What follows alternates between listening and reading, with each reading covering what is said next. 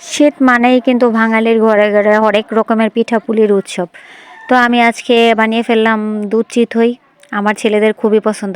Hello everyone, আসসালামু আলাইকুম। এই প্রথমবার আমি দুধ চিতই নিজের হাতে বানিয়েছি। জীবনে এতটুক বড় হওয়ার পর এই প্রথম শীত গেল যে আমাদের ভাগ্যে আমার মায়ের হাতে পিঠা খাওয়া হয়নি। আমরা প্রত্যেক বছরই আমার মায়ের হাতের পিঠে খেয়ে থাকি। দুঃখের বিষয় এবছর আর আমার মা বেঁচে নেই। তো ছেলেদের পিঠা খাওয়ার বায়না অনেক দিন ধরেই ধরছিল।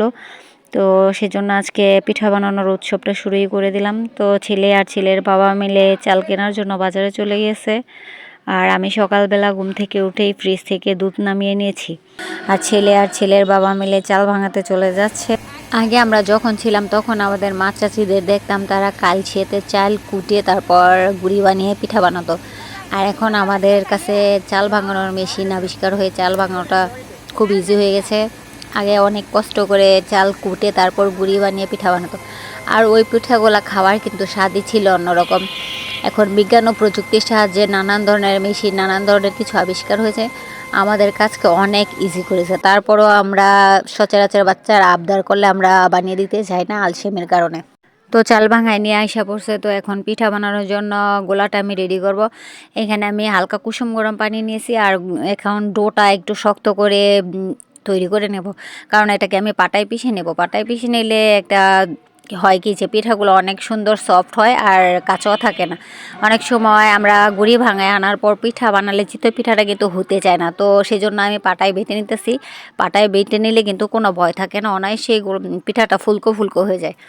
তো আমি পাটায় পিষা হওয়ার পর এখন একটু ব্যাটারটা পাতলা করে তৈরি করেছে, মানে দেখতেই পাচ্ছেন যে গোলাটা কীরকম হয়েছে। তো চুলার মধ্যে পিঠা দেওয়া শুরু হয়ে গেছে। আর আমার চাল ভাঙাতে গিয়ে কিন্তু কারেন্ট ছিল না, আসতে অনেক লেট হয়েছে। সেজন্য আমি এখন 3 চুলাতে পিঠা বানানো শুরু করছি। আর সাথে আমার চাচি শাশুড়ি আমাকে হেল্প করতেছে। ওনাদের হেল্প না থাকলে কিন্তু আমি একা এতগুলা পিঠা বানানো, তারপর ভিজানো, দুধ জাল করা, এগুলো আমি পারতাম না। সব কাজেই আমার শ্বশুরবাড়িতে আমার চাচি শাশুড়িরা আমাকে হেল্প করে। তারা দেখিয়ে দিচ্ছিল কীভাবে বানাতে হবে। এক পাশে পিঠা বানাচ্ছি, অন্য পাশে দুধ জাল করতেছি। আর আমি দুধ নিয়েছি এখানে 8 কেজির মতো, সাথে 4-5 কেজির মতো পানি দিয়েছি, কারণ দুধটা যতক্ষণ জাল করব যাতে পানিটা শুকিয়ে 8 লিটারের মতো থাকে। তো আমি চুলার মধ্যে দুধ জাল করে নিতেছি। অনেকটা সময় নিয়ে দুধগুলা জাল করতে হবে, সেজন্য একটু পানি দেওয়া যাতে দুধের পরিমাণটা কমে না যায়, পানিটা শুকিয়ে দুধটা ঠিক মতো থাকে। তো আমি দুধটাকে কিন্তু 3 থেকে 4 ঘন্টা জাল করে নিয়েছি, অনেকটা সময় নিয়ে জাল করেছি। তার মধ্যে দিয়ে দিয়েছিলাম 1.5 কেজি চিনি, তারপরে 1.5 কেজির মতো মিঠাই। আর এটা ক্যামেরাতে ভিডিও ধারণ করতে খেয়াল ছিল না। তো আমার চিতই পিঠাগুলো বানানো শেষ হয়ে গেছে। এখন এই দুধের রসগুলার মধ্যে পিঠাগুলো এক এক করে ছেড়ে দিছি। গরম থাকাকালীন চুলার মধ্যে রেখেই কিন্তু আমি এক এক করে বানিয়ে রাখা চিতই পিঠাগুলো ভিজাই দিতেছি দুধের মধ্যে।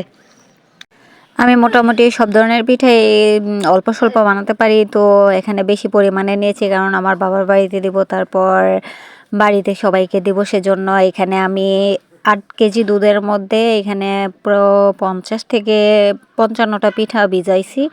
তো এখানে দেখুন চুলা থেকে নিয়ে আসছি, আমার পিঠার লুকটা কীরকম এসেছে। আর ঝোলটাও কিন্তু পর্যাপ্ত পরিমাণে রয়েছে। আর আমার ছেলেরা কিন্তু এই পিঠার ঝোলটাই খেতে পছন্দ করে। আর আমার ছেলেরা এই ঝোলটাকে বলে তরকারি পিঠা। তাদের জন্য সেজন্য একটু বেশি পরিমাণে ঝোল রেখেছি। আর চুলা থেকে আনার পর একটু পিঠাগুলো বেশি রয়েছে, আমি ডুবিয়ে ডুবিয়ে দিচ্ছি। তো সারা রাত অপেক্ষা করার পালা দেখা যায় কি কোন পর্যায়ে যায়। সারা রাতের জন্য ভিজিয়ে রেখে দিলাম। তো বিসমিল্লার নাম নিয়ে সকালবেলা ঢাকনা খুলে এখন দেখার পালা যে পিঠাগুলো কোন পর্যায়ে আছে।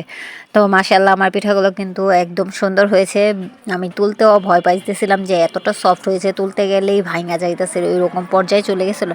তো অনেক সাবধানতা অবলম্বন করে আমি পিঠাগুলো এক এক করে তুলতেছি সবাইকে দেওয়ার জন্য। প্রথমবার সাহস করে এতগুলা পিঠা বানাইছি।